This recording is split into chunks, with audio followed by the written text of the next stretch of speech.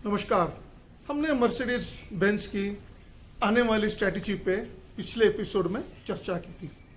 Company के बारे में तो हमने सोचा है, कुछ विचार रखे हैं और मैं चाहूँगा कि आप भी उसके ऊपर विचार करके आपका अभिप्राय ज़रूर समझाए, सबका उसमें फ़ायदा है।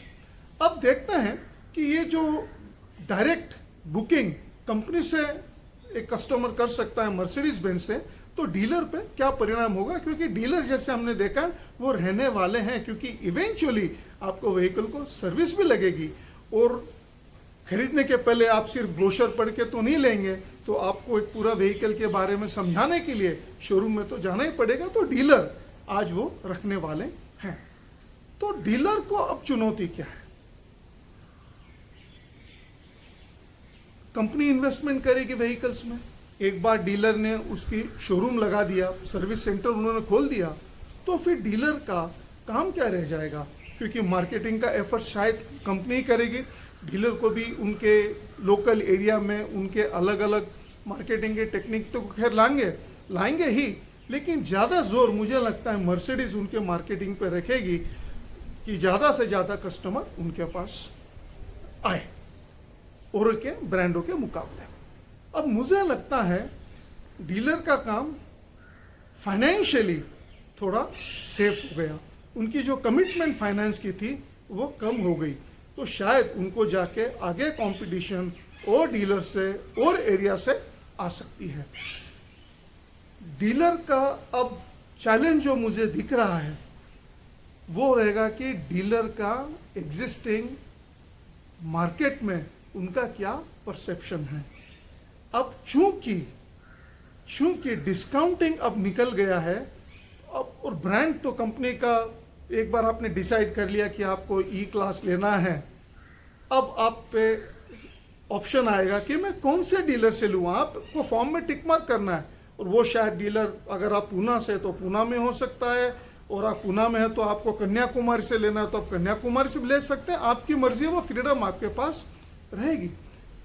तो जो डीलर का परसेप्शन मार्केट में एक अच्छी सर्विस देने वाला, कस्टमर का अच्छा ध्यान रखने वाला, एक जेन्युइन काम करने वाला, जो डीलरशिप का जो इमेज है वो आज सबसे ज़्यादा उसका महत्व आ जाएगा। जो बरसों से प्रस्तावित डीलर्स हैं उनके लिए एक बहुत बड़ा एडवांटेज है, क्योंकि उन्होंने उनका एक कस्टमर बेस बना लिया होगा। और ये भी होगा कि जो उनके एग्जिस्टिंग कस्टमर्स हैं वो वर्ड ऑफ माउथ से अगर उस डीलर के बारे में अगर अच्छा बोले, तो ये संभावना है कि वो डीलर चूज करेगा कस्टमर उसकी मर्सिडीज लेने के लिए। अब डीलर को उसका मार्केटिंग एफर्ट्स, उसकी एडवर्टाइजिंग एफर्ट्स, ये बिल्ड करने में लगेगी कि सर्विस। हाँ, रही डिस्काउंट की बात, तो दोस्तों ये हिंदुस्तान है और जहाँ पे ऑब्वियसली डीलर्स को कमीशन है, और जहाँ जिस मॉडल में कमीशन आती है ये डीलर पे निर्भर करता है कि वो पास ऑन करेगा या नहीं करेंगे।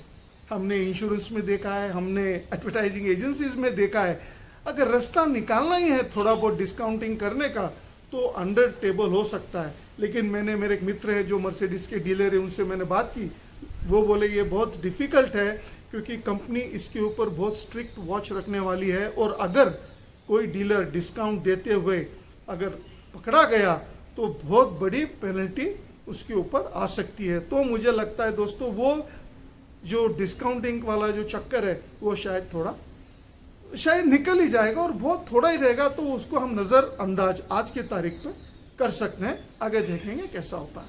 अब चलते हैं कंज्यूमर्स पे। कंज्यूमर का सबसे बड़ा जो नॉर्मल कंज्यूमर है, जो डिस्काउंटिंग के पीछे जो सस्ता देगा मैं वही लूँगा, उनके लिए तो थोड़ा चैलेंज है क्योंकि उनको काफ़ी नेगोशिएट करना पड़ेगा।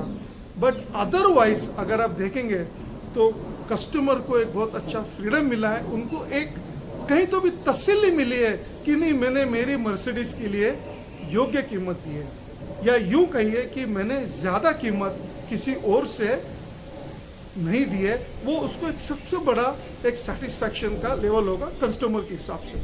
तो दोस्तों अगर देखते हैं तो सबको ही अगर अच्छा हो रहा है तो नुकसान किसका होगा? मुझे तो ऐसे नुकसान किसका होता हुए नहीं दिख रहा है अगर ये मॉडल चले तो। हाँ, एक ज़रूर होगा, जो फाइनेंस कंपनीज है उनका धंधा जाएगा। अब फाइनेंस कंपनी कहाँ रोल करती है? अगर आपको आपके फाइनेंस कंपनी से ईएमआई से मर्सिडीज लेना है तो आप ले सकते हैं, वो कोई प्रॉब्लम नहीं है। हालांकि मर्सिडीज की खुद की भी एक फाइनेंस कंपनी है और वो बहुत अच्छी तरह से compete बाकी फाइनेंस कंपनियों से कर सकती हैं। पता है क्यों? डाइमलर बेंज जो उनकी पेरेंट कंपनी जर्मनी में है, हजारों करोड़ रुपया वो मार्केट में फाइनेंस के लिए डाल सकती है, और आज हिंदुस्तान जैसे मार्केट में 1 और 1.5% से उनके फाइनेंस कंपनी का ये पैसा मिल सकता है, और वो आगे चल के 4%, 5%, 6% से उनके डीलर्स को दे सकते हैं डीलर फाइनेंसिंग में।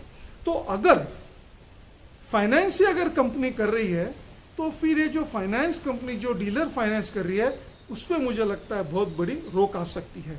नंबर 1, वहाँ पे फाइनेंस कंपनी का नुकसान है, और दूसरा नुकसान उनको हो सकता है कि इतने अट्रैक्टिव प्राइसिंग करने से, और वही अगर कॉम्पिटिटिव रेट में अगर मर्सिडीज बेंज की फाइनेंस कंपनी से वो कस्टमर को अच्छा फाइनेंसिंग मिल रहा है, अच्छे रेट्स पे मिल रहा है, तो वो प्रिफर करेगा कि वहीं से ले, क्योंकि इवेंचुअली उसको ये कहीं तो भी दिल में तसल्ली रहेगी कि मैं इनको अगर फाइनेंस में सपोर्ट करता हूँ तो ये मुझे अच्छी सर्विस देंगे वगैरह वगैरह। तो आज तो मुझे वही देखने वाली बात है कि ये मॉडल सक्सेसफुल होगा या नहीं होगा। और दोस्तों आपको बता दूं, बाकी का जो ब्रांड है लग्जरी लेवल में, या BMW होगा, ऑडी होगा, ये ध्यान से देखने कि क्या हो रहा है, और अगर ये मॉडल चल गया तो शायद उनको भी इसके ऊपर विचार करना पड़ेगा।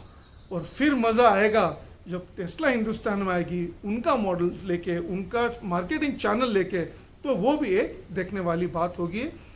आप भी इधर हैं, मैं भी इधर हूँ, देखते हैं कैसे होता है मार्केटिंग में, क्योंकि कार व्हीकल्स इतना कॉम्पिटिटिव मार्केट है और इतना हाई प्राइस की प्रोडक्ट है, तो हम सब के लिए एक बहुत अच्छी सीख हो सकती है। मिलते हैं नए विचार के साथ अगले सोमवार को। नमस्कार।